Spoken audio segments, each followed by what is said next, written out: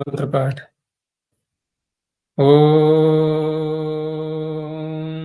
सहनाववतु सहनौ भुनक्तु सह वीर्यं करवावहै तेजस्विनावधीतमस्तु मा विद्विषावहै।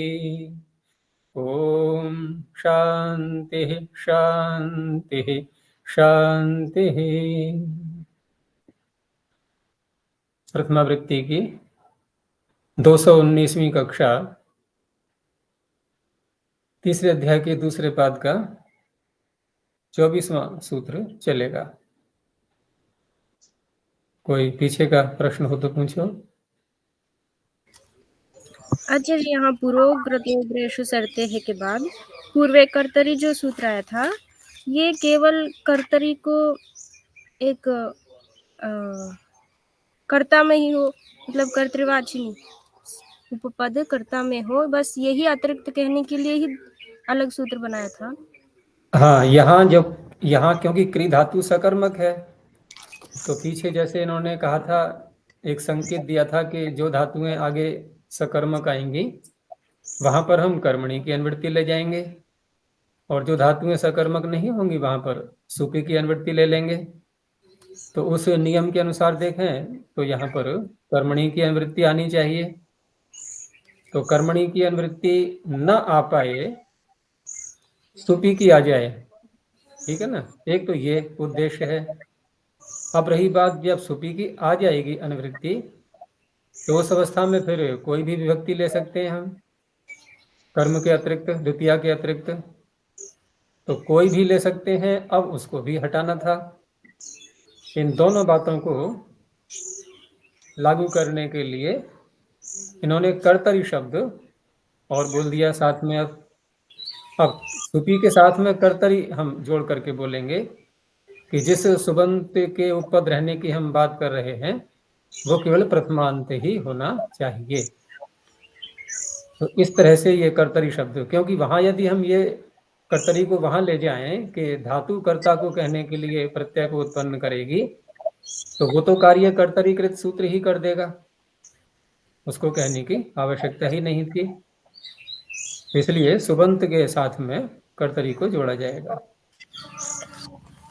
और ये कर्मणि भृतौ सूत्र भी केवल भृतौ इसको अतिरिक्त करने के लिए है, नहीं तो हाँ, अब यहाँ देखो, जैसे धातु ऊपर से आ रही है क्री, जैसे वहां आ रही थी, यहाँ भी क्री धातु आ रही है। जी। अब क्री धातु आ रही है तो यहाँ जैसे मैंने कहा था अभी कि अगर कोई विशेष प्रयास नहीं करेंगे, जैसे पूर्वे कर्तरी में तो विशेष प्रयास किया गया कर्तरी कह करके, और यहाँ भी यदि कर्मणि को हटा दें, विशेष प्रयास न करें, तो इनके पीछे के जो नियम के अनुसार सकर्मक धातु के साथ में कर्मणि की अनुवृत्ति ही तो आनी है, वो आ जाएगी।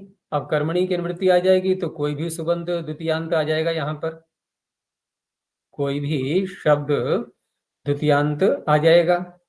तो कोई भी शब्द न आए उसके लिए फिर कर्मणि शब्द कह दिया। अब यहाँ पर कर्मणि शब्द का अर्थ हुआ कि कर्मणि की जो अनुवृत्ति आ रही है पीछे से, तो वहां पर कोई भी प्रातिपदिक, कोई भी शब्द न होकर के वो कर्मण शब्द ही होना चाहिए। तो इस तरह से ये दोनों सूत्रों के अर्थ को स्पष्ट किया जाएगा, यानी पूर्वे कर्तरी और कर्मणि भृतौ। पूर्वे कर्तरी में कर्तरी कहने के कारण से सुपी की अनुवृत्ति लानी पड़ी, क्योंकि कर्ता द्वितीयांत तो होता नहीं है, कर्म होता नहीं वो।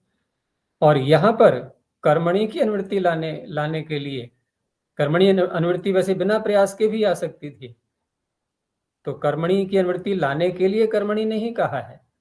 अभी तो कर्मणि की जो अनुवृत्ति आ रही है उसमें कोई भी प्रातिपदिक न हो, केवल कर्मण प्रातिपदिक ही हो, उसको स्पष्ट करने के लिए कर्मणि शब्द बोल दिया। तो कर्म करोति इति कर्म करः। अब किसी अन्य शब्द को ले लें हम, करोति से पूर्व द्वितीयांत, वहां ये सूत्र नहीं लगेगा। अब जैसे दिवा विभा निशा प्रभा में उसी में कर्म को डाल देंगे तब भी हो जाता था, नहीं लेकिन तो भृतौ भृति भी तो करना है ना साथ में भृति भी बढ़ाना है, विशेषता कुछ और भी जोड़ी जा रही है। तो यहाँ पर जो व्यक्ति कर्म कर रहा है वो वेतन लेकर के कर्म कर रहा है, ये भी स्पष्टता आनी चाहिए। इसलिए फिर सूत्र अलग से बनाना पड़ा एक शब्द को बनाने के लिए।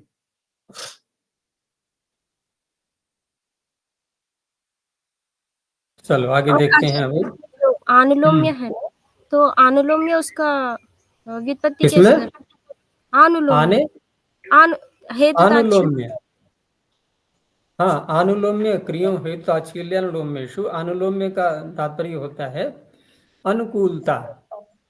अब अनुकूलता बहुत अनेक प्रकार की हो सकती है। तो यहाँ पर शब्द के अनुसार जैसे वचनम करोति जब बोला गया तो यहाँ अनुकूलता को कैसे घटाएंगे कि वचन का पालन कर रहा है, इसका तात्पर्य हुआ कि जो वचन जो बात किसी से कही गई है उसके अनुसार, जैसे पुत्र का बनाया है इन्होंने विशेषण, तो पुत्र को जैसा वचन कहा गया उसके अनुकूल वो उसके अनुसार कार्य कर रहा है, उसके विरुद्ध नहीं कर रहा है, यही अनुलोम्य है, अनुकूलता।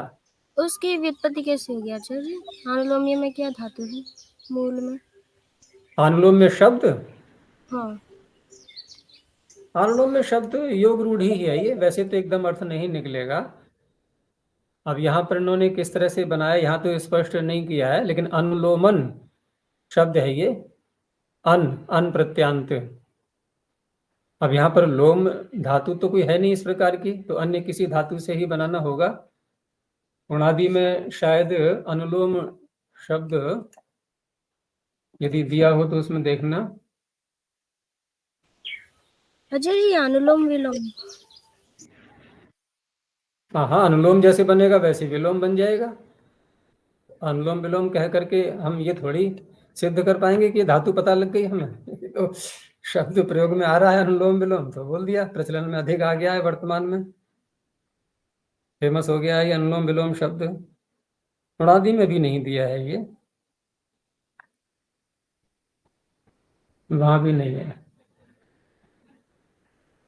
लोमन शब्द होगा, हाँ हाँ लोमन निपातन है तो।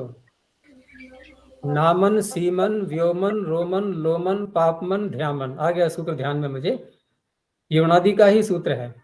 नामन सीमन व्योमन रोमन लोमन पापमन ध्यामन, निपातन है सारे के सारे ये।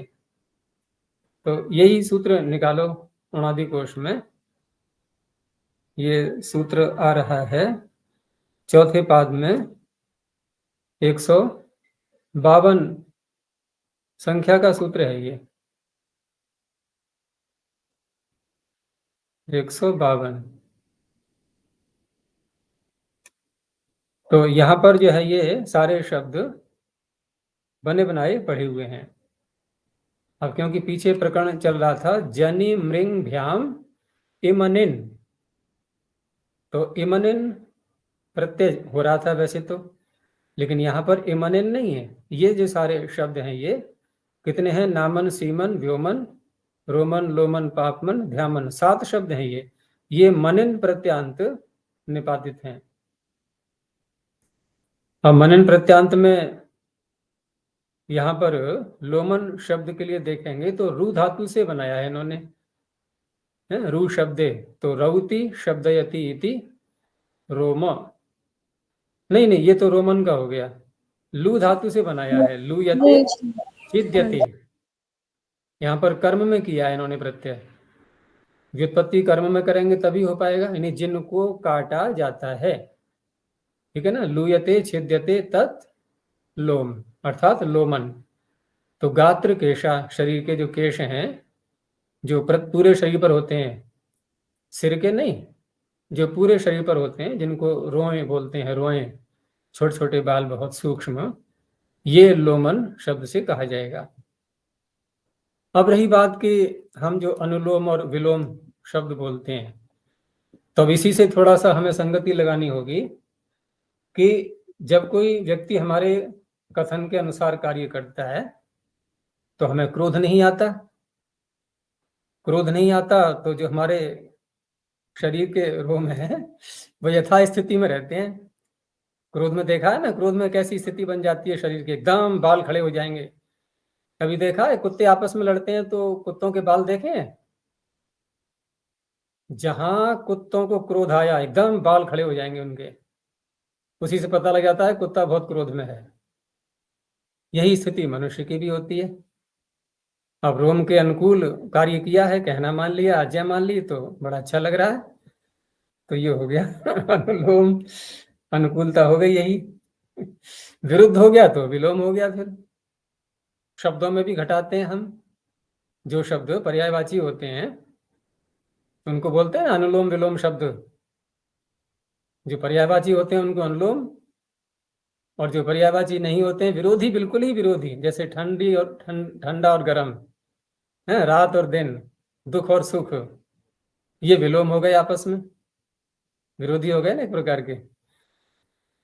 तो शब्दों में भी घट जाता है ये। तो देखो ना, कोई शब्द व्युत्पत्ति के अनुसार किसी और अर्थ को बोलता है, कालांतर में वही शब्द प्रयुक्त तो होते होते कहीं का कहीं पहुंचता है। और ये इसका प्रबल जो दृष्टांत दिया करते हैं वो पाद शब्द से देते हैं। निरुक्त में जब पाद शब्द की व्युत्पत्ति की गई थी तो वहां पर बात तो हुई थी कि पाद का अर्थ है पैर, बस ये एक सामान्य अर्थ हो गया। अब वही पाद शब्द जब पशुओं में आया, पशुओं के पैरों की बात आई, तो वहां देखा कि पशुओं के तो 4 पैर होते हैं। ठीक है ना, अब 4 पैर होते हैं तो देखो बात कहां से कहां पहुंची कि पाद का अर्थ है पैर, और वही पैर जब पशुओं में दिखे गए तो 4 हुए, 4 में से एक भी पैर हुआ, एक भी पाद हुआ। तो क्या अर्थ निकाल लिया कि 4 का एक हिस्सा, चौथाई, तो वो भी पाद हो गया। ठीक है ना, अब वो भी पाद हो गया तो हम 1 किलो या जो नाप में भी घटाने लगे वहां पर, कि जब चौथाई लेते हैं 1 किलो का चौथाई भाग कितना हुआ, 250 ग्राम, तो कि 1 पाव, 1 पाद वहां घटा दिया। फिर देखा कि जो श्लोक या मंत्र इत्यादि होते हैं वहां पर भी 4 उसके हिस्से किए जाते हैं, 4 टुकड़े, तो वहां भी एक टुकड़ा वो भी पाद कहलाने लगा। अनुदात्तम सर्वम अपादादो, देखो वहां भी पाद आ गया ना, कि पाद के आदि में ना, वो तो पाद से वहां क्या लेंगे हम, मंत्र का या श्लोक का प्रथम भाग, प्रथम या द्वितीय तृतीय कोई सा भी ले सकते हैं, एक पाद कोई सा भी हुआ 4 में से। तो इस तरह से शब्द कहाँ से कहाँ पहुंच जाता है प्रयुक्त होते होते। हाँ अब जी जी, आज पाद तक के चौथाई अर्थ को लेते हुए, पाद के चौथाई अर्थ को लेते हुए अब किसी से कहो जरा इसकी व्युत्पत्ति करना, चौथाई अर्थ में घटाओ, घटाते रहो, पद्यते ऐसा कैसे बोलते रहो, वहां हो जाएगा क्या, पाद अर्थ निकल आएगा चौथाई भाग। तो ऐसे शब्द अर्थ को बदलते रहते हैं। अच्छा जी, अष्टाध्यायी में भी प्रत्येक अध्याय में 4-4 पाठ। हाँ, तो वही 4 वही चला रहा है। अब ये 4 कहाँ से आया, पशु को देख करके, भाई मनुष्य के तो 4 पैर होते नहीं, तो देखो पशु भी जो है व्याकरण में और वेदों में व्यापक हो गए नहीं हो गए उन्होंने भी वैयाकरणों की सहायता की, पशुओं ने भी, कैसे अर्थ करो शब्द का कल प्रातिलोम्य आपने बताया था आचार्य जी, अनुलोम्य का विलोम होगा प्रातिलोम्य, तो वो कल हाँ, ही प्रातिलोम भी होता है और विलोम भी होता है। कल ठीक है ना, मनुस्मृति विलोम भी श्लोक बोल में देते हैं, गाया था आचार्य जी प्रातिलोम्य। क्योंकि वी का अर्थ भी विरोध अर्थ में हो जाता है। वी के तो बहुत सारे अर्थ हो जाते हैं, विशेष भी निकलता है वी का अर्थ, विरोध भी होता है राग विराग। अब यहाँ पर विरोधी हो गया ना बिल्कुल पूरा, और शेष और विशेष। अब तो इस तरह से विशेष अर्थ में भी आ जाता है, विरोध अर्थ में भी आ जाता है। ऐसे ही उपसर्गों के तो ये अनेक प्रादियों के बहुत सारे अर्थ होते हैं। और आचार्य ये प्रैषकरः जो है क्रियो हेतु ताच्छिल्यानुलोमेषु में प्रैषकरः, इसी में। हाँ, प्रैष शब्द अलग से है ये, और प्रैष प्र उपसर्ग पूर्वक ईश धातु से बनाएंगे, और वहां पर प्रेरणा अर्थ लेते हैं इसका। ये जो हम सोमयाग आदि करते हैं तो वहां पर भी श्रौत सूत्रों में प्रैष शब्द का प्रयोग होता है प्रेरणा करने के लिए, है ना। प्रेरणादायक वाक्य जो होता, ध्वरि आदि जो आपस में बोलते हैं तो वहां पर भी प्रैष शब्द बोलते हैं प्रेरणा के लिए। तो यहाँ प्रेरणा यही है कि जो बात किसी से कही गई, प्रेरणा दी गई और उसके अनुसार उसने कार्य करना प्रारंभ कर दिया, तो सेवक के लिए ही आता है प्राय करके। उसी से कार्य कहने को कहा जाता है, वो करने लगता है तुरंत ही, विरोध नहीं करता उसका। तो ये अनुलोम में हो गया प्रैष कर।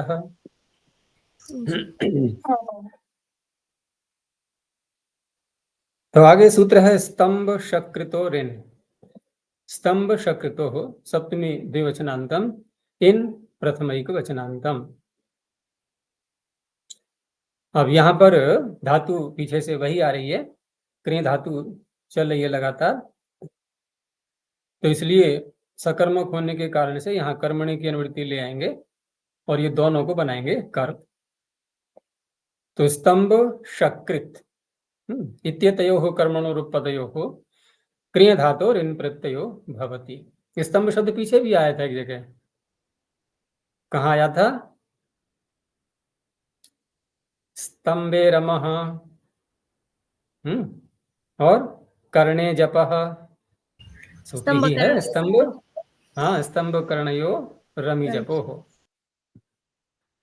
तो वहां भी स्तंभ का अर्थ किया था घास।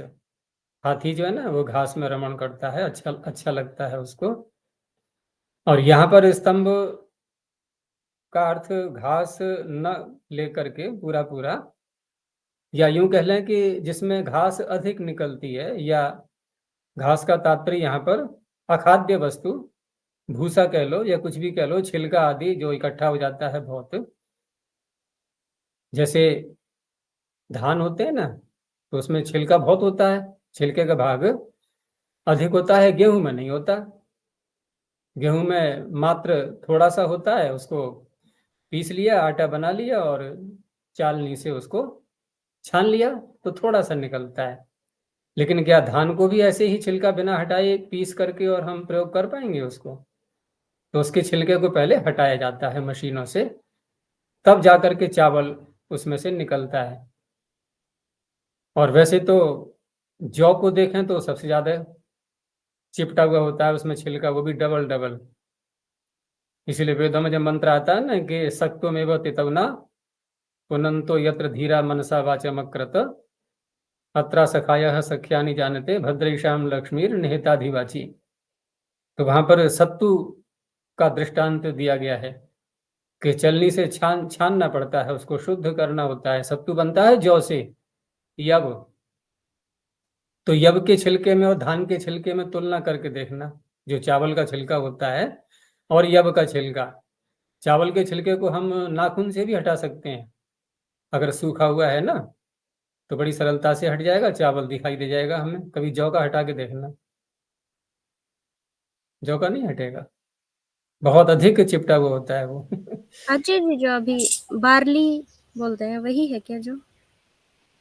हाँ, या वो जिसकी रोटी बहुत अच्छी मानी जाती है, विशेष करके शुगर वालों के लिए, और वैसे भी सात्विक होता है जो। जब ब्रह्मचारी का उपनयन संस्कार होता है तो यवागु व्रतो राजन्य क्षत्रिय के लिए कहा गया है नहीं, तो वहां पर यवागु जौ का ही तो बनता है, लपसी हलवा पतला वाला, वो जौ का ही बनाते हैं। बहुत स्वाद पौष्टिक भी होता है, सुपाच्य भी होता है, सात्विक भी होता है और खाने में भी अच्छा लगता है। सत्तू गर्मियों में खाते हैं, वो जौ के ही होते हैं प्राय करके। तो यहाँ पर स्तंभ शब्द से वही जो उसका जो छिलका आदि भूसा अधिक निकलता है उसको ले सकते हैं।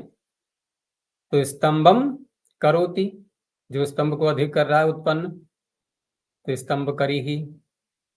तो इसलिए व्याख्याकारों ने एक वार्तिक भी साथ में लेकर के और उसमें स्पष्ट कर दिया है कि ये जो सूत्र है, जो शब्द बनेंगे दो, इससे शब्द तो दो ही बनेंगे, लेकिन ये दो शब्द विशेष अर्थ को ही कहने वाले होंगे। हम यौगिकता लेकर के उसकी कहीं भी नहीं घटाएंगे। तो व्रीहि वत्सयो रीति वक्तव्यम, ये वार्तिक साथ में चलता रहता है सूत्र के, कि व्रीहि और वत्स को क्रम से, अर्थात स्तंभ से करेंगे हम स्तंभ करी ही तो ये व्रीहि में आएगा धान के लिए, और शकृत शब्द से करेंगे तो ये वत्स, वत्स माने छोटा बच्चा, बछड़ा आदि जो पशुओं के होते हैं, या मनुष्य का भी ले सकते हैं, तो वो शकृत यानी कि मल जो कर देते हैं वैसे ही, तो वो शकृत करी ही।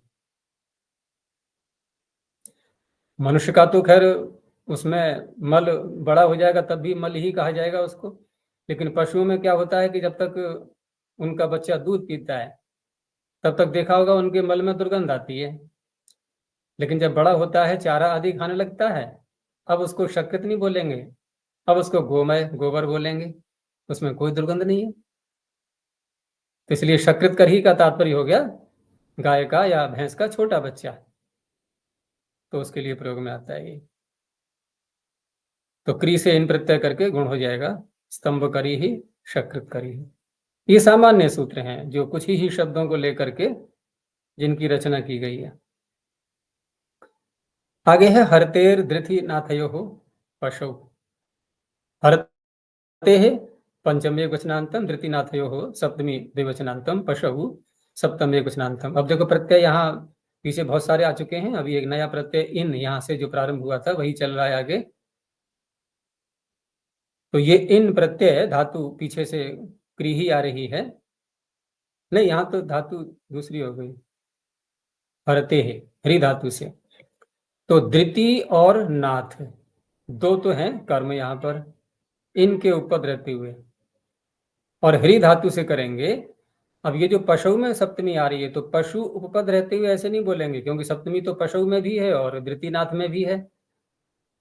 तो धृतिनाथ का तो संबंध जोड़ देंगे कर्मणि के साथ में, और पशु का संबंध जोड़ेंगे ये जो कर्तरी कृत से जो कर्ता में प्रत्यय कहे जा रहे हैं, वो कर्ता पशु होना चाहिए। तो ये कर्तरी का बनेगा विशेषण पशु शब्द। तो इस तरह से दोनों शब्दों का जो वाच्य है वो पशु कहलाएगा। तो धृति हरि ही पशु, नाथ हरि ही पशु। तो धृतिम हरति, धृति कहते हैं उसको जो मशक होती है जिसमें जल भरा जाता है। हमने तो बहुत देखे हैं पहले, ये जब नालियां साफ करते थे सफाई करने वाले नगरों में, तो कमर पर ही पीछे जो चमड़ा होता है बकरी या बकरे का, जो ये मर जाते हैं पशु, तो उनके चमड़े को सिल करके वो बना लिया करते थे, उसी को बोलते थे धृति या मशक बोलते थे उर्दू में। उसको पीछे पीठ पर बांध लिया और उसमें जल भरा हुआ है, और उसके एक हिस्से से जो बकरी या बकरे का जिधर को मुख होता था उधर का चमड़ा, वो उसका द्वार होता था जल निकालने का।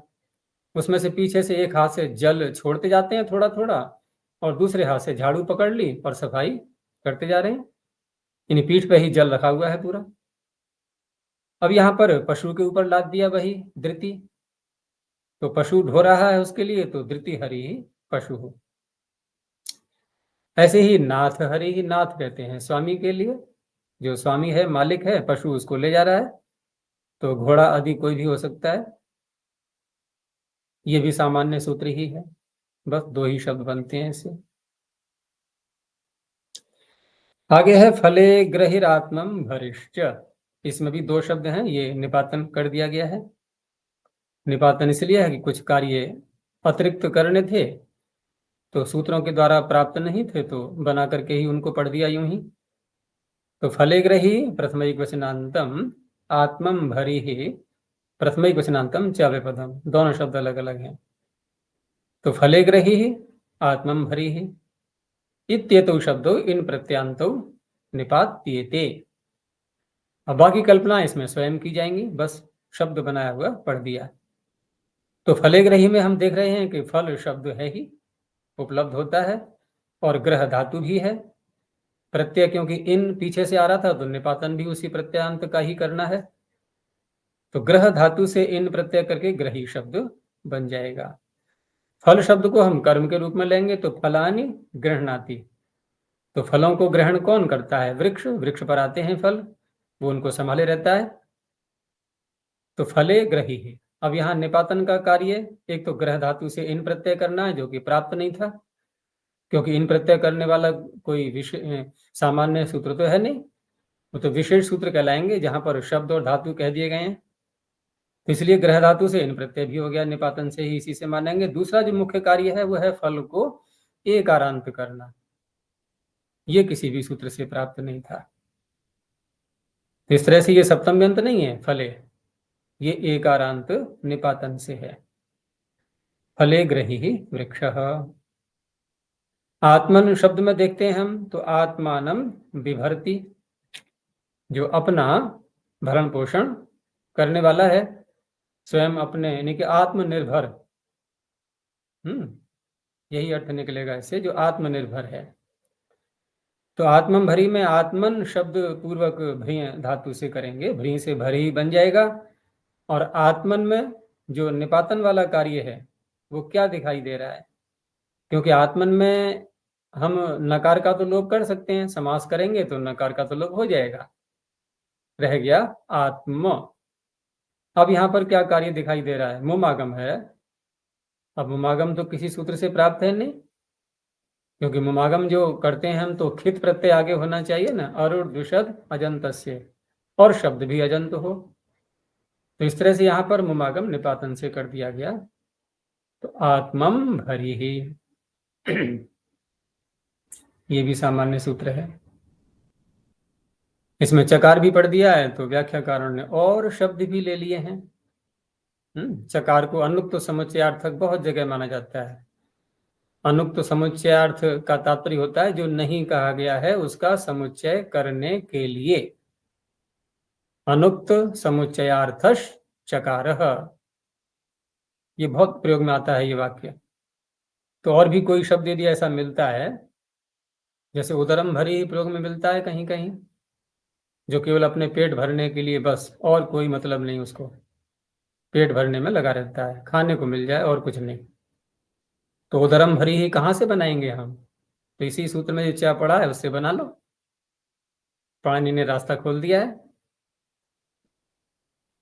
वहां भी निपातन से है, मुमागम कर लेंगे, उदरम भरी ही ये बन जाता है। आगे छंदसी वन सन रक्षी मथाम। छंदसी सप्तम में वचनांतम, वन सन रक्षी मथाम षष्ठी बहुवचनांतम। तो चार धातुएं यहां पर हैं, दो तो एक साथ ही आती हैं, वन क्षण संभक्तौ। तो वन क्षण संभक्तौ ये तो वादिगण में ही है शायद, दोनों इकट्ठी, लेकिन अलग अलग भी आती हैं ये। जैसे वन धातु अलग से आती है, वनु वनु याचने, और शणु दाने, ये अतिरिक्त भी आती हैं अलग अलग। अब कौन सी ली जाएंगी यहाँ पर, तो वहां पर संगति इस तरह से लगाते हैं कि क्योंकि पाणिनि ने यहाँ पर जो धातुएं पढ़ी हैं वन क्षण वन सन एक साथ पढ़ी हैं सूत्र में, ऐसा नहीं है कि वन रक्ष मथ सन और कहीं पढ़ दें। तो एक साथ पढ़ने से ये भी थोड़ा सा संकेत मिलता है कि धातु पाठ में भी जहां एक साथ है वो वाला ले लो, अलग अलग वाली मत लो।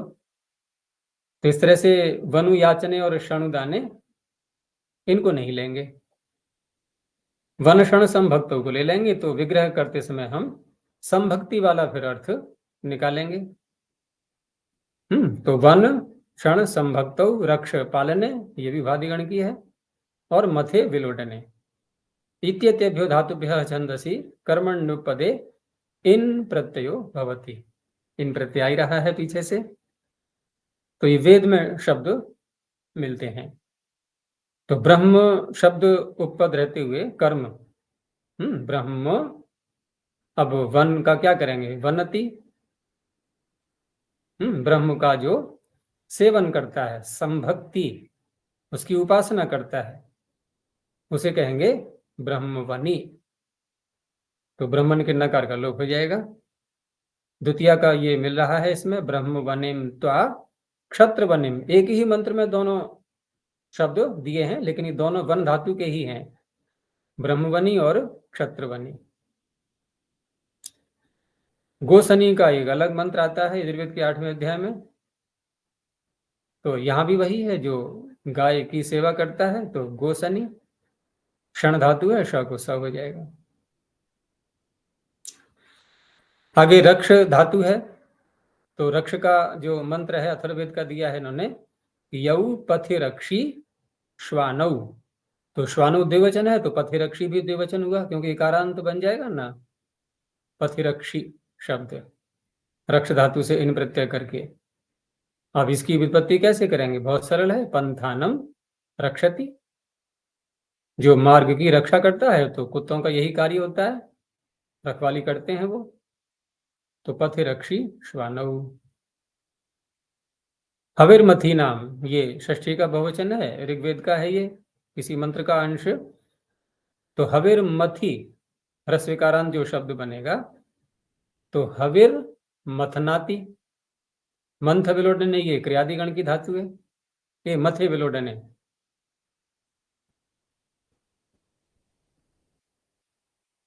तो मथे विलोडने से हविर मथी ही ये बन गया, नपुंसकलिंग का शब्द है ये हविस।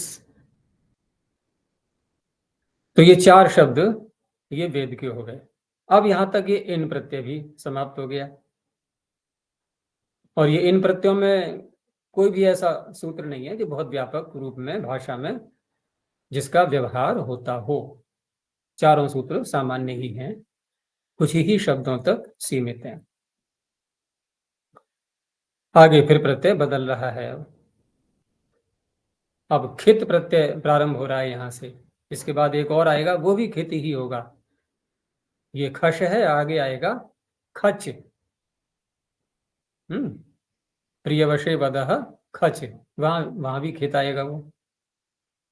तो शकार का और चकार का अंतर होगा, खकार दोनों में है, और खकार पाणनी लगाते हैं, उसका उद्देश्य पता ही है, मोमागम करना, ठीक है ना, ये इसका उद्देश्य होता है। तो सूत्र है एजे है खश, एजे है पंचम एक वचनांतम, खश प्रथम एक वचनांतम। तो एज्री कंपन बहुत प्रसिद्ध धातु है, यजुर्वेद के 40वें अध्याय में मंत्र बहुत प्रसिद्ध है इसका, जहां पर इसका प्रयोग हुआ है, तदे जति तन्नई जति, तद दूरे तद्वंतिके, तदंतरस्य सर्वस्य तदु सर्वस्यास्य बाह्यतः। तो कंपन अर्थ में आती है ये। पीछे भी आया था ना एक सूत्र, नोनयति ध्वनयत, नहीं वहां नहीं था, ऊनयति ध्वनयति एलयति अर्दयति, वहां नहीं है। तो इस तरह से एज्री कंपने इत्येतस्माद् ण्यन्ताद् धातुः कर्मण्य पदे खश प्रत्यय भवति। अब यहां पर सूत्रकार ने पढ़ा है एजी, इसका पंचमी का एजे है। अब यहां दो बातें हो सकती हैं कि या तो हम एजी एक धातु ऐसे ही ले लें, जैसे पीछे भी सौत्र धातुएं आ चुकी हैं, क्योंकि धातु पाठ में तो एजी है नहीं, तो सौत्र धातु के रूप में अगर एजी ऐसे ले लेते हैं तो उस अवस्था में खश का कोई फिर महत्व रहेगा नहीं। खश का जो खित करने का जो प्रयोजन है, नहीं शित करने का, तो शित करने का प्रयोजन उसे सिद्ध नहीं होता। खश के शित करना ये तभी सार्थक होता है जब यहां पर हम इसको ण्यंत माने, क्योंकि ण्यंत मानेंगे और खश को हमने कर दिया शित, शित होने से प्रत्यय होता है सार्वधातुक, सार्वधातुक होने से णिच का लोप नहीं हो पाता, क्योंकि णिच का लोप होता है आर्ध धातुक में, णेरनिटी में आर्ध धातु के आ रहा है, अनिट आदि आर्ध धातु प्रत्यय परे रहते हैं, तो वहां पर णिच बच जाता है। तो ये खश का शीतकरण ये बता रहा है कि पाणिनि को यहाँ पर निजंत एज धातु इष्ट है, तो इस तरह से एजे है। तो इसलिए विग्रह करते समय हम निजंत का ही प्रयोग करेंगे। उपपद में कोई भी कर्म ले सकते हैं। तो अंगम एजयति, जो अंगों को कपाता है। अब अंगों को कपाता है तो रोग होता है ना अंग में जय एक, जिसमें अंग कांपने लगते हैं, तो उस रोग को भी कह सकते हैं, या अन्य कहीं पर भी प्रयोग के आधार पर है, कहाँ प्रयोग मिलता है, क्योंकि यहाँ जो उदाहरण आते हैं वो केवल शब्द के रूप में मिलेंगे, जो बन गया शब्द बस उसी को दे दिया।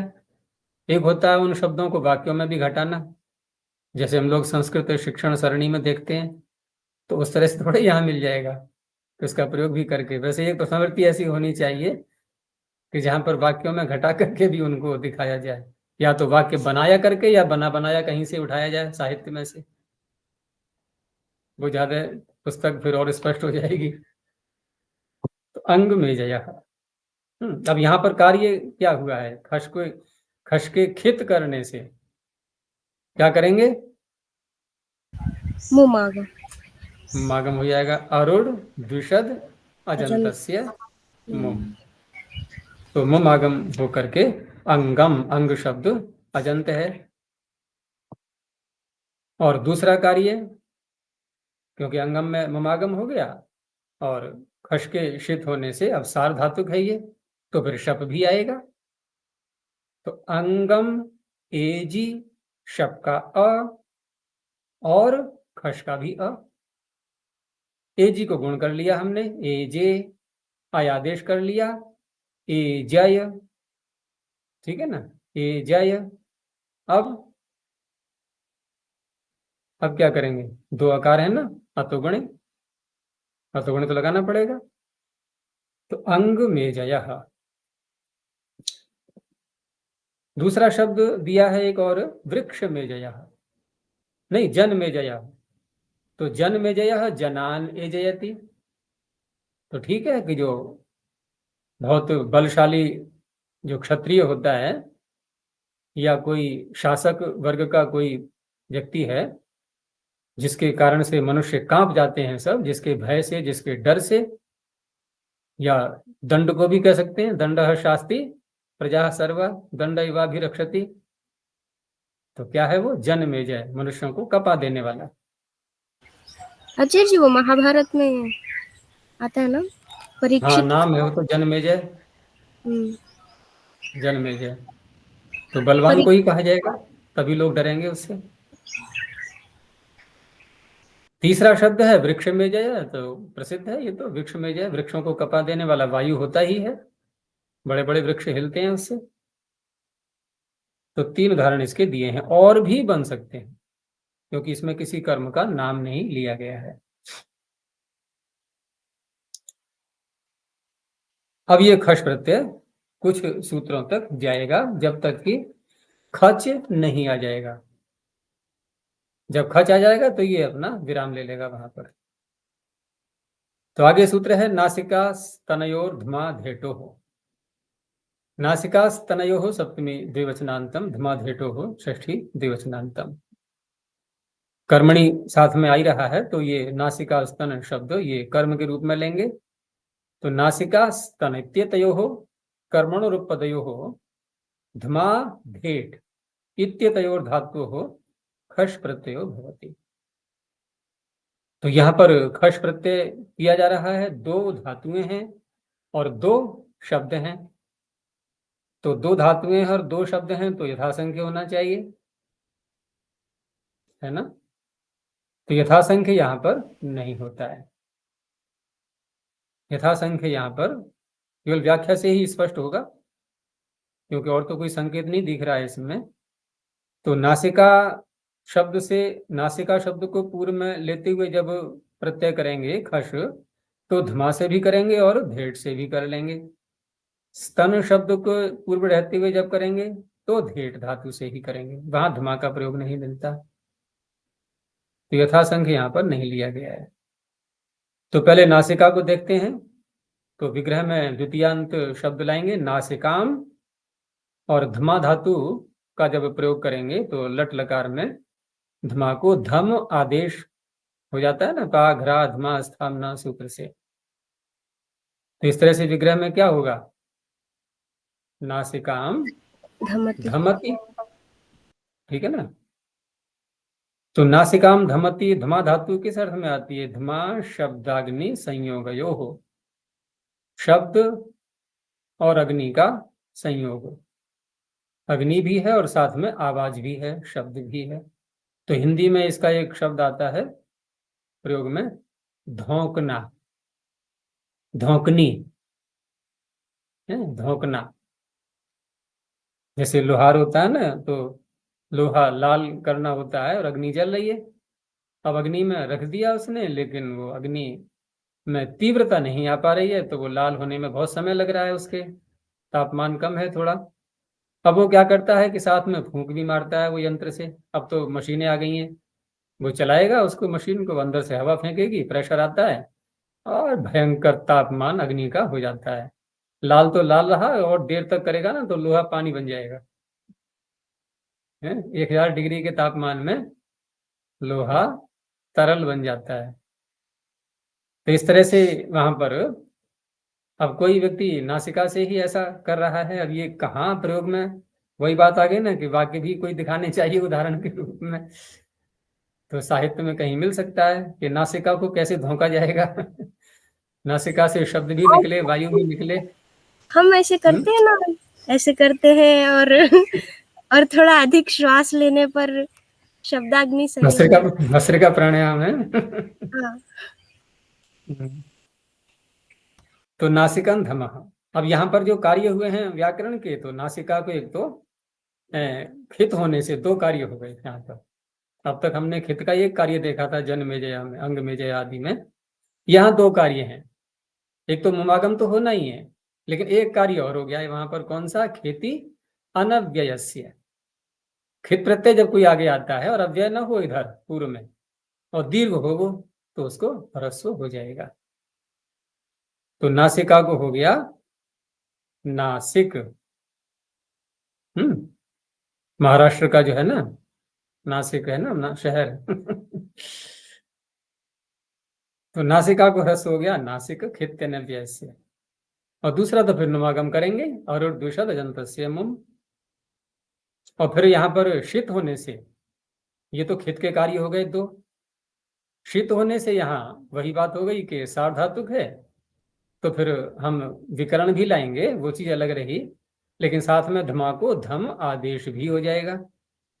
तो नासिकं धमः ये बन गया।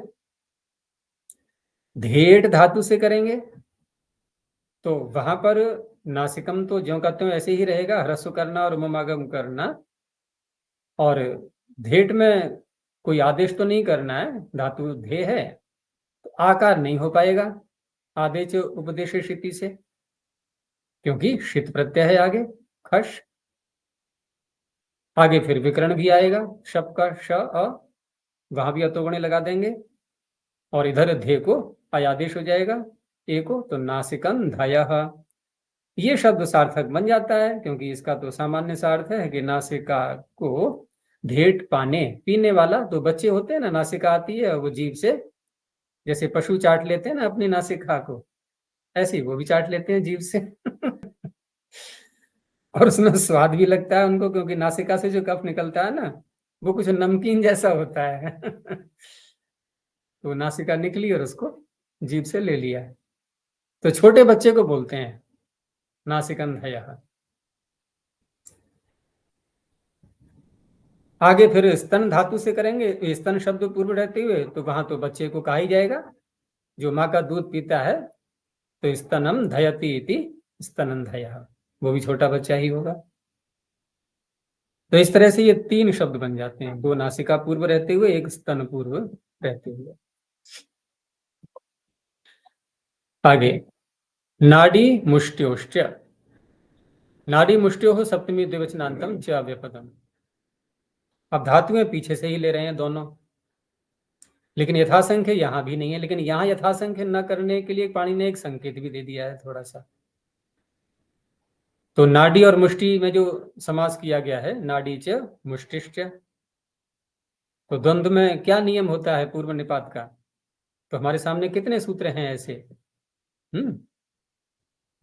द्वंद्वे घी पहला सूत्र, अजाद्य दंतम अल्पाश्तरम, तीन सूत्र हैं। अब इन तीनों सूत्रों में से किसकी संगति यहां लग रही है? अगर हम देखें द्वंद्वे घी, तो देखो इसमें घी संज्ञा वाला कोई है? नाड़ी तो दीर्घ ईकार है, इसका तो नाम घी होगा नहीं।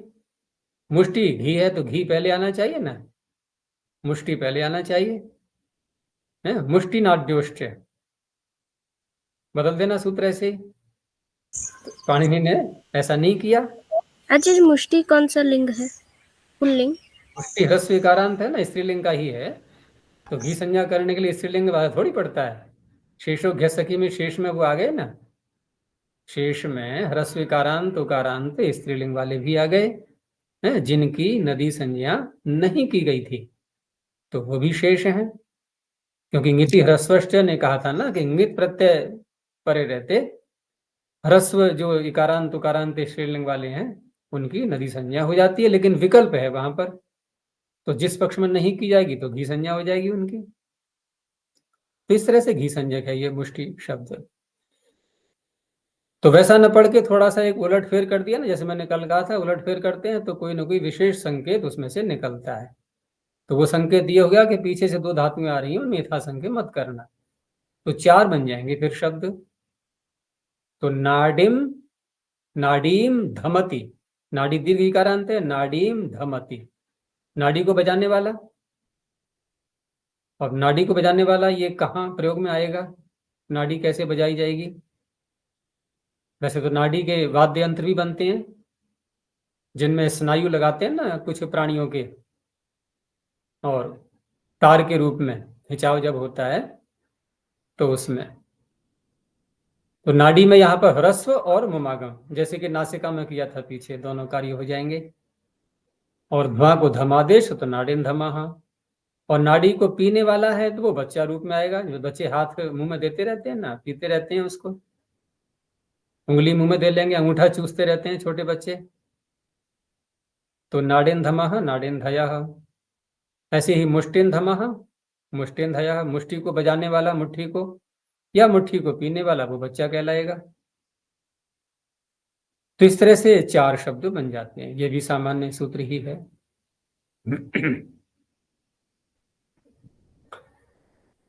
आगे उदि कूले रुजि बहो हो, उदि सप्तम में क्वचनांतम, कूले सप्तम में क्वचनांतम, रुजि बहो हो षष्ठी द्विवचनांतम।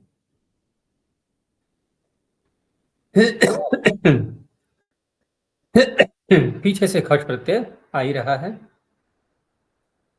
तो धातुओं के साथ में उत उपसर्ग लगाना है तो वो भी सूत्रकार ने पढ़ दिया है।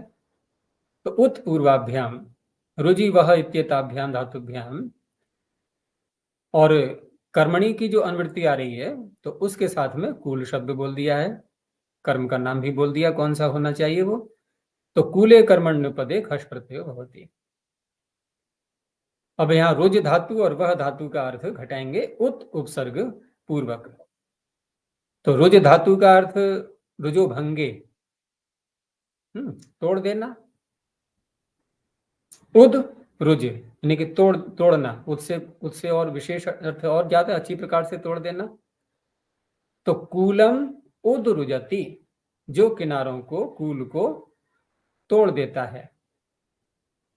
जैसे कोई रथ चला रहे हैं और रथ के पहिए जब कहीं से जा रहे होते हैं तो मिट्टी कटती है उसमें, अब वहां पर यदि मिट्टी मुलायम है सूक्ष्म है तो और ज्यादा कटेगी, या फिर रथ का पहिया बहुत कठोर हो, है काष्ठ उसमें लगा हुआ हो या लोहा, पहले काष्ठ होता था अब तो लोहे भी, अब तो लोहे के, अब तो भैया रबड़ के होने लगे हैं पहिए सारे। तो वहां पर ऐसा रथ जो कि किनारों को काटने वाला है। तो बहुत सामान्य शब्द ही है, कहाँ प्रयोग में आया हुआ होगा, अब तो जो है इस प्रकार के शब्द नहीं मिलेंगे क्योंकि अब ऐसे पहिए बनते ही नहीं है जो कि काटें किनारों को। तो कूलम उद्रजो रथ, रथ का ये विशेषण हो गया है। ऐसे ही कूलम उद्वहति, अब यहाँ वह धातु है तो वह प्रापणे है, तो प्राप्त कराने वाला वह प्रापणे, कूल को किनारे को प्राप्त कराने वाला। तो ये भी कोई गाड़ी है जिसकी सहायता लेकर के किसी नदी के या कहीं के किनारे जा रहे हैं, तो कूलम उद्वह। तो इस तरह से ये सामान्य सूत्र ही हुआ दो शब्दों को बनाने के लिए। सामान्य सूत्रों की संख्या बहुत अधिक है। आगे है वहाभ्रे लिह, वहाभ्रे सप्तम वचनांतम लिह पंचम वचनांतम। तो कर्मणि के साथ में जोड़ देंगे हम वहाभ्रे को, तो वह अभ्र इत्येतयोः कर्मणोरुपपदयोः लिह धातु हो खश प्रत्यय होती। तो लिह धातु आती है अदादिगण में लिह आस्वादने, कैसे रूप चलते हैं इसके? लेढ़ी, आगे लीढ़ा, लिह, नहीं, गलत। ली- लेढ़ी लीढ़ लिहंती, लीढ़ बनेगा ना, तस है आगे। भाई जो कार्य लेढ़ी में हुआ है वही कार्य वहां तिप था, यहाँ तस है, तकार दोनों तरफ है। तो जैसे वहां ढ कर किया गया यहाँ भी होगा सब। तो यहाँ पर लिह धातु से करेंगे हम खश प्रत्यय, और उपपद में रहेंगे वह और अभ्र। तो वह जो कहते हैं ये कंधे के लिए प्रयोग में आता है ना, क्योंकि कंधे पे सामान रख के ढोते हैं, तो सामान को पहुंचाने वाला वह प्रापणे, तो कंधे के लिए आता है ये। तो वह शब्द उपपद में रहती है द्वितीया में, तो वहम लेढ़ी, जो कंधे को चाट रहा है। तो पशु होते हैं ना, गाय बैल आदि, तो बैल के लिए पुल्लिंग का शब्द है, तो बैल के लिए ले लेंगे कंधे को चाटने वाला बैल। अब इसमें एक अवस्था भी ले सकते हैं या उसके स्वभाव को, सीधा है। प्राय आदत होती है, गाय भैंस, भैंसों की तो नहीं होती है, भैंस तो नहीं चाटेगी, गाय चाटती है, क्योंकि गाय बहुत प्रेम करती है। ऐसे ही बैल भी, तो कंधे को चाटने वाला। तो एक तो अवस्था भी ले सकते हैं हम, इतना बड़ा हो गया है बैल, जो कंधे तक उसका, मनुष्य के कंधे तक मनुष्य खड़ा हुआ है और उसका मुख वहां तक पहुंच रहा है, तो युवावस्था वाला उस रूप में ले सकते हैं। तो वहम लिहो गऊ, बस नमागम है विशेष कार्य। और दूसरा इसमें शप आएगा, क्योंकि खश शित है ना, लेकिन शप का लुक भी हो जाएगा, अधिप्रभृतिभ्यः शप है। तो ये जो हम आकार दिख रहा है ये खश का आकार है। वहम लिहो गऊ। अभ्रम लिह बहुत प्रसिद्ध शब्द है ये, अभ्र कहते हैं बादल के लिए, तो अभ्रम लेढ़ी इति अभ्रम लिह। अभ्र को कौन चाटता है? अभ्र तक कौन, किसकी पहुंच है? बादलों तक, वायु की। तो वायु को बोलते हैं अभ्रम लिहो वायु, यानी ऊंची वायु, जो, क्योंकि बादल थोड़ी ऊंचाई पे होते हैं, तो बादल बहुत तेजी से भाग रहे हैं, तो इसका अर्थ है वायु वहां तक पहुंच गई है, तो उस वायु को बोलते हैं अभ्रम लिहो वायु। ये भी सामान्य सूत्र ही है। आचार्य जी यहाँ वहन लिहो गऊ, ये गाय अपने कंधे को स्वयं चाटती है।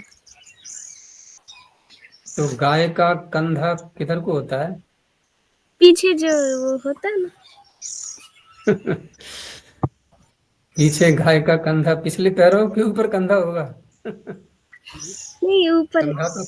कंधा तो अगले हाथों के ऊपर के भाग को बोलते हैं, है ना। अगले हाथों के ऊपर जो भाग होता है उसे बोलते हैं कंधा।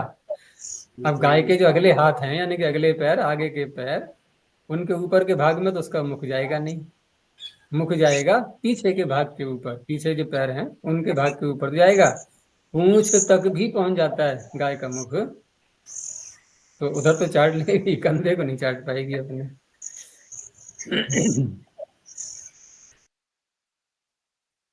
आगे है परिमाणे पचह। परिमाणे सप्तम एक वचनांतम, पचह पंचम एक वचनांतम।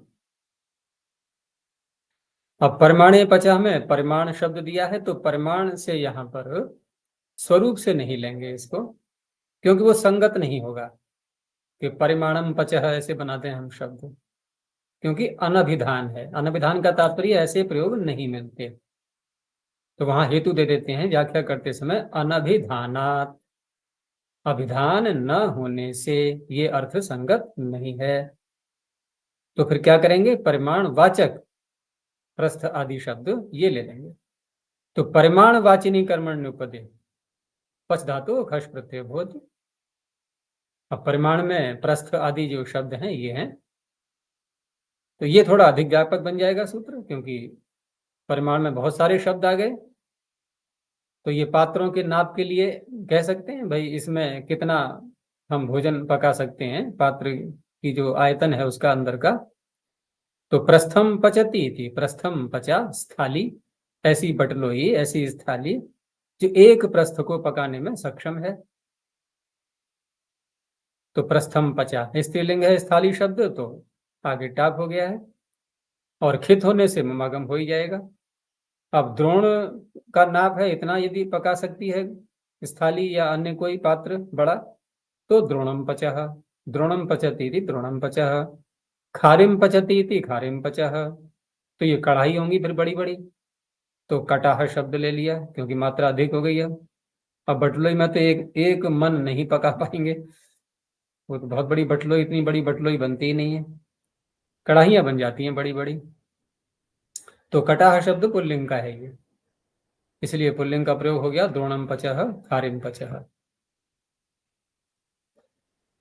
आगे मित नखे च, मित नखे सप्तम एक वचनातम च व्यपदम, यहां स्वरूप से ही ले लेंगे दोनों शब्द ये। तो मित नख इत्येतयोः कर्मणोरुपपदयोः पच धातुः खश प्रत्ययो भवति। मित कहते हैं नपा हुआ, जिसकी मात्रा हमें पता है, या अल्प मात्रा वाले को भी कह देते हैं मित, जैसे हित भुक, मित भुक, ऋत भुक। तो मित से तात्पर्य वहां पर ऐसा नहीं है कि नाप करके खा रहा है, तो नाप करके खा रहा है ठीक है, पहलवान के आगे भोजन रखा गया, अब वो कैसे नापते हैं कि अपना जो हाथ है तो ऐसे करके नाप लिया, उसकी रोटियों की जो जो चट्टा लगा हुआ है उसकी ऊंचाई इतनी है कि नहीं, तो इतने में तो आ जाएंगी 25-30 रोटियां। तो वो भी कह देगा कि मैं कैसा हूं, मैं मित भूख हूं, क्योंकि मैं नाप लेता हूं पहले कितना खाना है मुझे।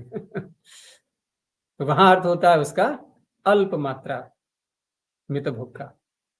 तो ऐसे यहां पर है मितम पचती इति, मितम पचा, ब्राह्मणी कहीं प्रयोग में आया होगा, कहीं देखा होगा, तो स्त्रीलिंग में ब्राह्मणी शब्द आ रहा है, उसी को दे दिया है इन्होंने। यानी ऐसी ब्राह्मणी जो बहुत थोड़ा अन्न पकाती है। अब कौन रही होगी ऐसी नहीं पता, तो मित में यहां पर ममागम हो गया, मितम पचा। नखम पचा ये बागु। अब यहाँ क्या करेंगे, नख को पकाने वाला ये बागु है, नख को भी जो गला दे, तो ऐसा नहीं। भले ही पच धातु पकाने अर्थ में आ रही है, लेकिन शब्द में प्रयोग जो हो रहा है उसके आधार पर कहीं कहीं थोड़ा सा अंतर भी करते हैं धातु के अर्थ में। और अंतर ज्यादा है वैसा नहीं है कि बिल्कुल ही बदल जाएगा, क्योंकि पच धातु का पकाना अर्थ है पकती कब है वस्तु, जब अग्नि होती है तब। अग्नि से क्या निकलता है, ताप, तो ताप यानी कि गर्मी, यानी कि ऐसा ये बाबू जो गर्म है उसमें उंगली डाली, तो उंगली डाली तो एक तो ये होता है कि त्वचा को गरम गरम लगना, वो तो अल्प मात्रा गर्मी होगी तब भी त्वचा को गरम गरम लगेगा। लेकिन जब अधिक गर्म होता है कोई पदार्थ, तो नख में भी थोड़ा सा जलन सी आती है, तो उसे कहते हैं नखम पचा। यानी इतना गर्म यवागु दे दिया खाने के लिए जिसमें कि नख में भी ताप आ रहा है, इस तरह से यवागु के लिए आता है गरम गरम। वही लफ्ज़ जिसकी बात हो रही थी अभी ना, यव का बनता है यवागु, यवागु में शब्द ही देखो यव आ रहा है, तो उसी का जौ का बनाते हैं ये। खाया करो इसको, बुद्धि सात्विक बनी रहेगी। यवागु बना के खाया करो। आचार्य जी, जो बार्ली बोलते हैं ना, बार्ली वही है क्या? बारले, ई ई ई वाई करके है ना अंत में, हाँ। तो बारले तो एक कंपनी भी है शायद, है या नहीं? नहीं, बार्ली तो किसका बनाते हैं वो, पता नहीं मुझे उसका। वही अगर है जो है, सूप जैसा बनाते हैं क्या? वही जो है करके। अच्छा अच्छा, जौ का ही नाम है, हाँ तो ठीक है वही होगा, वो तो उसका चित्र देख लेना। हाँ। जैसे धान होता है ना, आकार तो धान के जैसा ही होता है, लेकिन उसका छिलका सरलता से नहीं हटेगा, उसमें एक हटाओगे तो एक और रह जाएगा अंदर उसमें। जैसे गेहूं है ना, गेहूं का जो छिलका होता है ऊपर का, हाँ जी। जो आटा बना करके छानने से हटता है वो वाला, वो हम नाखून से नहीं हटा सकते ना, तो ऐसे ही जौ में ऊपर का छिलका हमने हटा दिया, अब एक अंदर और भी है वो नहीं हटेगा ऐसे। गेहूं का ऊपर का यूं ही मसल दो ऐसे ही हट जाएगा, जौ का नहीं हटेगा ऐसे। तो मितम पचा नखम पचा, स्त्रीलिंग के दोनों शब्दों मुमागम हो गया। आगे विध्वरुषोस्तुदः, विध्वरुषो सप्तमी द्विवचनांतम, तुदः पंचमी एकवचनांतम। दो शब्द हैं इसमें, विधु और उस। इत्यतयोः कर्मणोरुपदयोः तुद धातुः खश प्रत्ययो भवति। तुदादि गण की ही है ये पहली धातु। तो तुद व्यथने, दुखी करना। तो विधुन तुदति इति, विधुन तुदः, विधु कहते हैं चंद्रमा के लिए। अब चंद्रमा को कौन दुखी करेगा?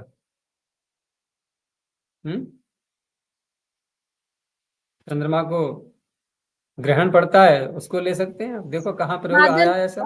बादल, बादल, हाँ कह सकते हैं, बार बार ढक रहा है उसको, तो तुदति। अब चंद्रमा में कोई जीवात्मा तो है नहीं जो दुखी हो रहा है, वो एक व्यवहार में वाक्य आते हैं ऐसे अलंकारिक वर्णन। तो हमें तो शब्द देखना है, विधु है और ममागम हो गया है बस, और तो कोई कार्य नहीं है विशेष। खशकेशित होने से यहाँ पर जो श प्रत्यय आएगा, अब दो आकार हो जाएंगे तो वहां पर अतुगुणे लगा लेंगे। तो विधुन तुदः, अरुण तुदः में थोड़ा सा और कार्य भी करना होगा। पीछे भी आया था अरुष शब्द देवा विभा निशा प्रभा के अंत में घाव अर्थ में आया था ना। तो ऐसे ही यहाँ पर वही शब्द है ये अरुष, दंत्य सकारांत। तो अरु शब्द यानी कि वहां पर घाव था, वही है मर्म, मर्म दिया इन्होंने यहाँ पर, मर्म पीडक। तो अरुष में जब हम ये व्युत्पत्ति करेंगे तो मुमागम जब आएगा तो कहाँ आएगा? ऊ के आगे। तो अरु, मुम का मकार और सकार। अब ये पद के अंत में जो सकार है संयोगांत से लोप, संयोग आ गया ना, तो सकार को हटा दो, केवल मुम का मकार रह गया बस, उसको अनुस्वार करके और परसवर्ण हो जाएगा। तो अरुण तुदः है, घाव को पीड़ित करने वाला, मर्म पीड़क। तो दो शब्द इससे बन जाते हैं। असूर्य ललाटयोर दृषि तपोः, असूर्य ललाटयोः सप्तमी द्विवचनांतम, दृषि तपोः षष्ठी द्विवचनांतम। असूर्य ललाट इत्यतयोः कर्मणोरुपदयोः यथासंख्यम दृषि तप इत्येताभ्याम धातुभ्याम खश प्रत्ययो भवति। अब यहां पर जो असूर्य शब्द है, तो असूर्य का अर्थ हुआ सूर्य,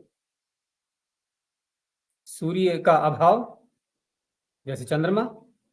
तो चंद्रमा को देखने वाले को हम कह देंगे क्या? सूर्यम पश्या राजदारा है, राजाओं की जो महिलाएं हैं स्त्रियां। तो ऐसे अर्थ नहीं, यहाँ वास्तविक अर्थ है कि सूर्यम न पश्यति, यानी इतने घरों में ऐसे छुप करके या गुप्त रूप से रहती हैं कि बाहर न निकलना हो, नहीं निकलना होता है उनका, सूर्य के भी दर्शन नहीं हो पाते उनको। तो इस तरह से यहाँ पर असूर्य में जो नए समास हुआ है ये असमर्थ समास कहलाता है। असमर्थ समास ये है कि नए का संबंध तो क्रिया के साथ में है, सूर्यम न पश्यन्ति, और हमने यहां पर असूर्य पहले बना लिया और उसके उपपद रहते हुए दृश्य धातु से कर रहे हैं प्रत्यय। तो कैसी संगति लगाएंगे? असमर्थ समास, समास तो पहले करना पड़ेगा हमें, लेकिन वो नए का संबंध सूर्य के साथ नहीं है, क्रिया के साथ में है। तो असमर्थ समास कहते हैं इसको। नए का और सूर्य का समास हुआ, लेकिन नए का संबंध क्रिया के साथ में है। तो असूर्यम पश्यन्ति अर्थात सूर्यम न पश्यन्ति इति असूर्यम पश्या, स्त्रीलिंग में टाप हो गया है। राज दारा, नहीं टाप नहीं, बहुवचन है क्योंकि दारा शब्द पुल्लिंग में आता है। असूर्यम पश्या राजदारा है। तो मुमागम हो जाएगा, उसका ध्यान रखना है। और दृश्य को पश्य आदेश, क्योंकि खश है ना, तो शित होने से सार धातु को उसको पश्य आदेश भी हो गया, शप भी आएगा और अतो गणे।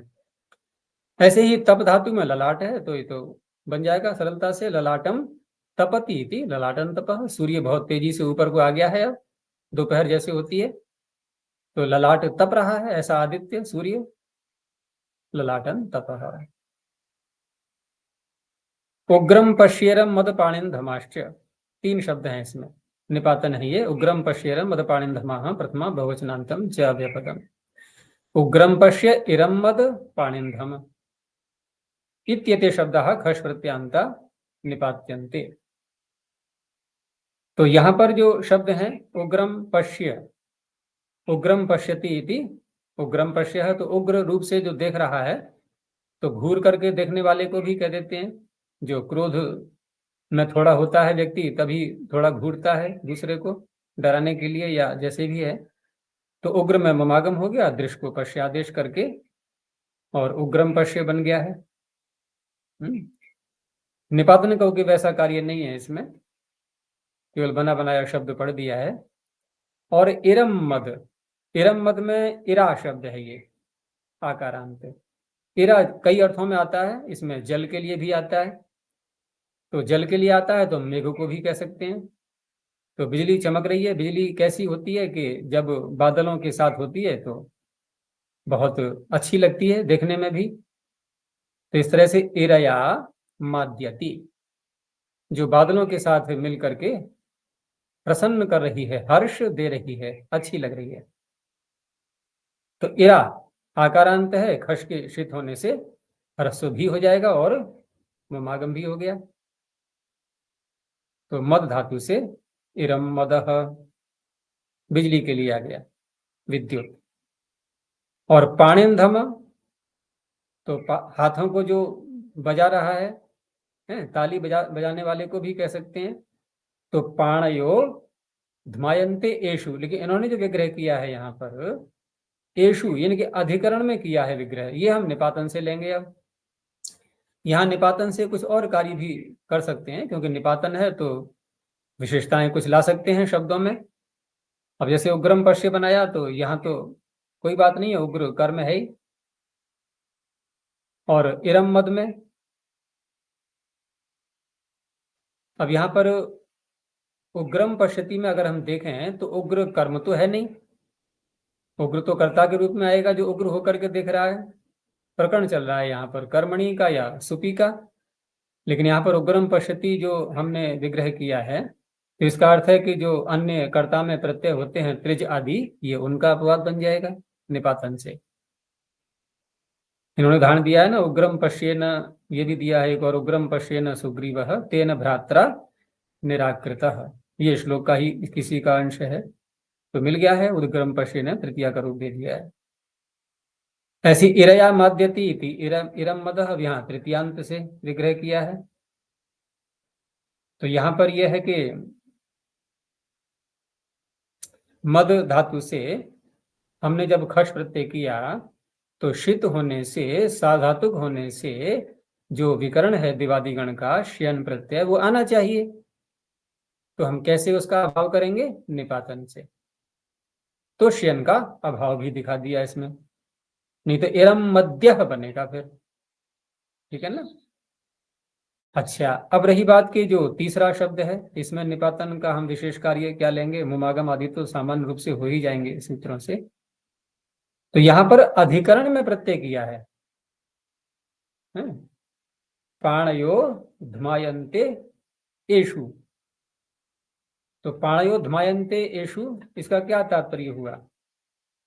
यानी ऐसा रास्ता जहां पर कुछ भी नहीं दिखाई दे रहा है, पूरा अंधकार है और खतरा रहता है उसमें कोई हिंसक प्राणी न आ जाए, तो हाथ से आवाज करते हुए जा रहे हैं जिससे वो दूर भाग जाएं, कहीं कोई प्राणी हो भी तो इस तरह से जहां पर पानी को बजा करके, हाथ को बजा करके, ऐसे पंथा रास्ते। अब अधिकरण में यहाँ पर ल्युट की प्राप्ति होनी चाहिए थी, तो उसका अपवाद बन जाएगा ये निपातन से यहाँ। तो पाणिन धमा पंथान, इस तरह से ये तीन निपातन हो गए। यहां तक ये खश का प्रकरण पूरा हुआ। आगे चलेगा अब खच का प्रकरण, बस यहीं तक रखते हैं।